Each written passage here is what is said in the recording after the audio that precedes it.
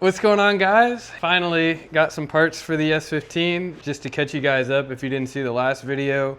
Put the coil radiator in, fan shroud, fan wiring kit, like the relay kit. Getting ready to do all the new belts and pulleys, put all that stuff in, so that'll be nice. In my coolant system refresh, complete rookie mistake, I forgot to replace this little guy here, my thermostat. So I guess with this new and efficient radiator, I didn't notice that my previous one, the old one in here, was slightly open a little bit, you know. Temps always held fine before I did the new radiator.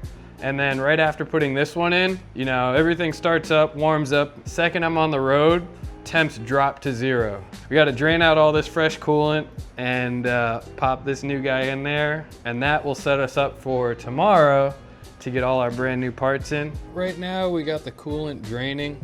And to get to the thermostat, there's these 3 bolts here on the housing that you got to take off.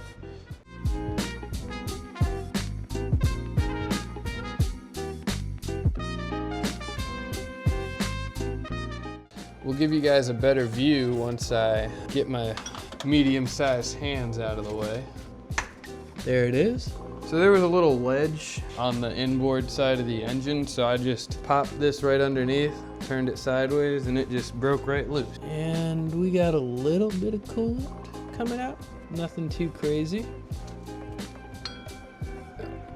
Thermostat housing, here she is, cleaned up a little bit. Just some Scotch-Brite and a really fine wire wheel. Makes it look brand new. When it comes to installing your thermostat, you want to make sure that this little dongle here is on top, because that allows the air bubbles to pass through. So when it goes in like that. This purple Scotch-Brite type stuff.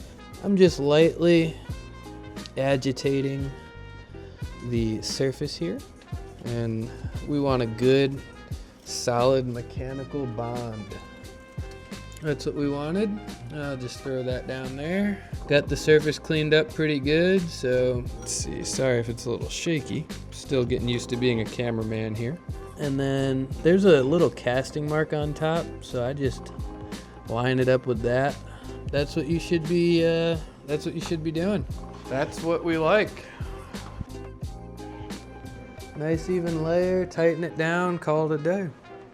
1, 2, 3. Just put that top hose back on. There's nothing stopping us now. I've got some reference material for you guys. In terms of what you have to loosen, there's this bolt back here. It's a 14 millimeter. You loosen that, and then when you tighten or loosen this adjustment screw, it'll let you pivot the alternator how you need to.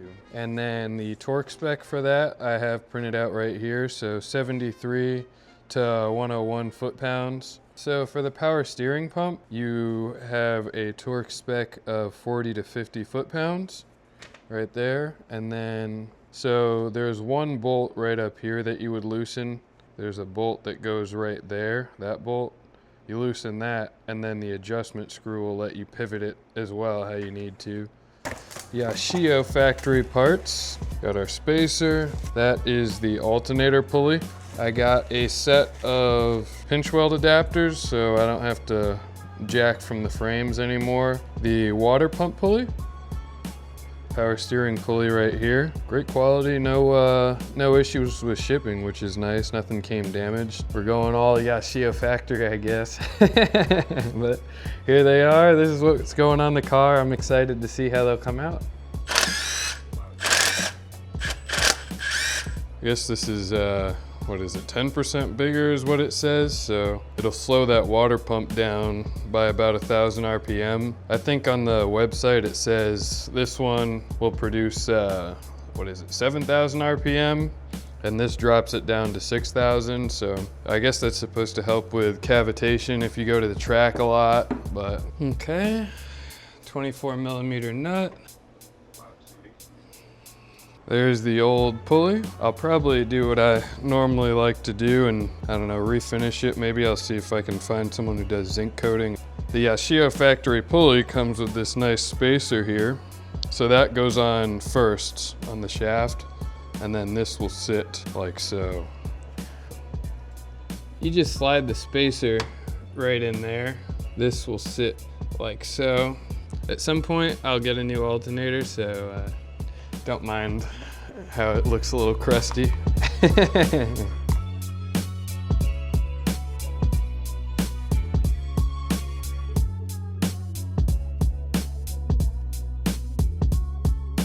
It's the same deal. I mean, the Yashio Factory is just a little bit bigger, and I guess that helps with the longevity of the pump.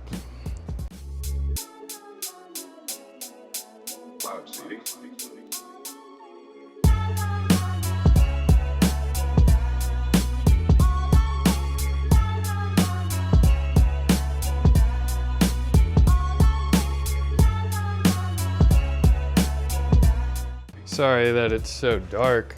I don't have a hood light yet. If anyone's got recommendations on budget ones, let me know. Belts, blue's cool. I'm fine with it. I mean, I wouldn't mind. I wish it was purple like the RB ones, because I'm going for like a, I don't know, who is it? Shirts tucked in type dudes, the Naoki guys, all that purple and pink thing, but I know they do some blue, but yeah. I think it'll look all right together.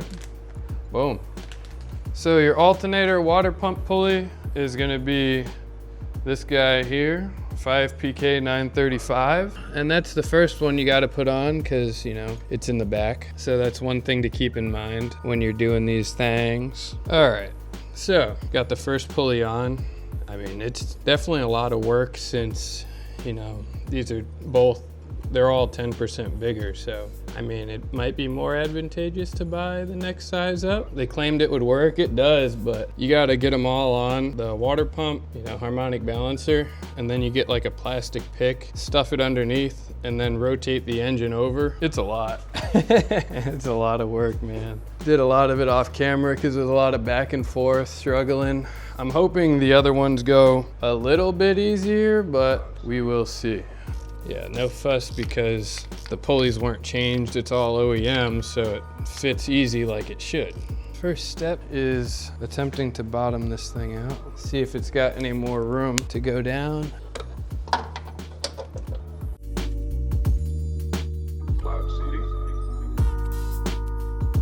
All right, all the pulleys are on. Definitely a lot of work. We are now ready to start doing our tensions, so making progress, slowly but surely. Tools needed for doing your tensions here. Belt tension tool, you push in on it and then measure the deflection with a straight edge or a ruler, whatever you got. Down here, power steering, we want 0.35 to 0.39 inches of deflection. What I do is I'll set the 0.38 right here and then lock that in like so, and then kind of just match it up like that with the rubber band. You get to the bottom of this here and then bring the rubber band up. Our tool's set to the 0.38. I mean, it doesn't have to be perfect. And then 22 pounds of force is what it says. So then you'd set it to 22 pounds on this side here, and then you'd push it into that amount and you'd watch it go. So we got to tighten it up a pretty good amount.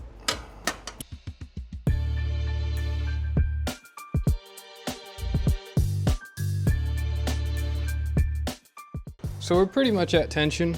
And then just if you don't have that tool, a general rule of thumb is if you grab the belt from the middle, you should be able to turn it about 90 degrees.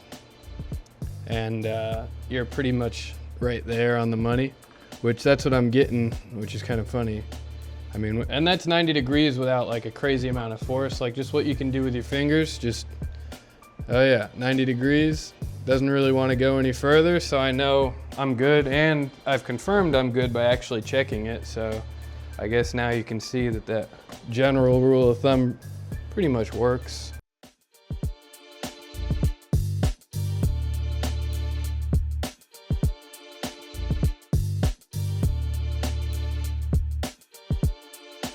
This last part was the boring part. We've got the Yashio Factory frame rail adapters on all four corners.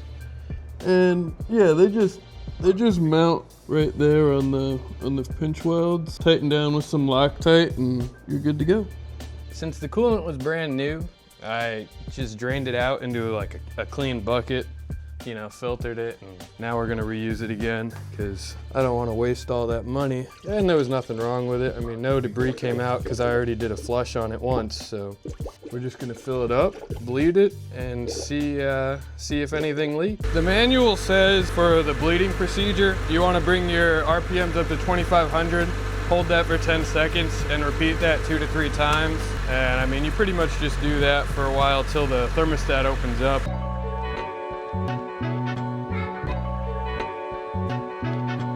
Just to give you guys a inside perspective here, you got your vent set to pulling air in from the outside, full heat, fan on low.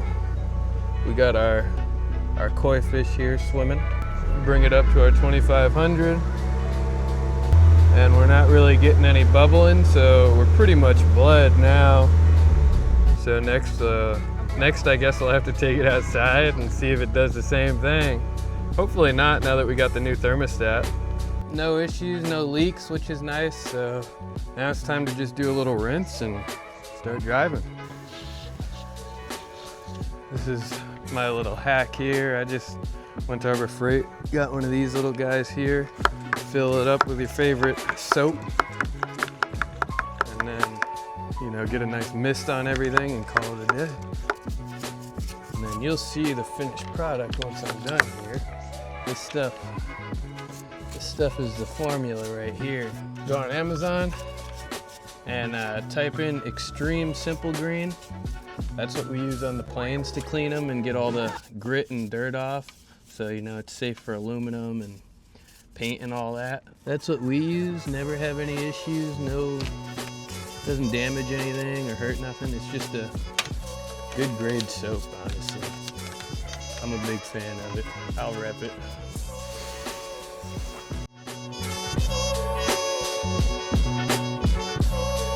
For a cleaner, so far I've been liking this stuff pretty good. One of my buddies gave it to me. It works pretty nice. Waterless car wash, cleans everything, dries streak free. On a warm day, like in the sun, it does flash pretty fast, so you gotta pretty much spray it on and then just start wiping it in one clean direction.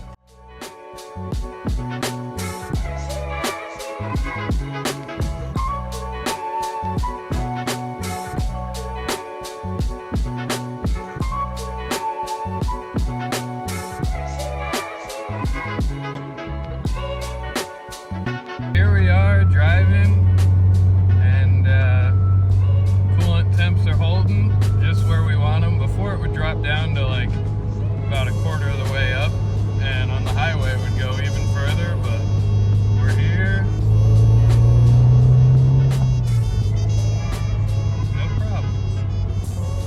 No problems at all. Just what I wanted to see. Yep.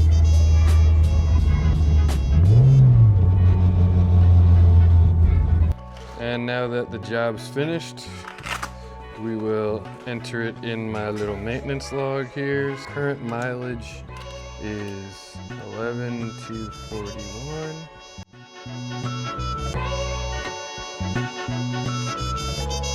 And that's a wrap.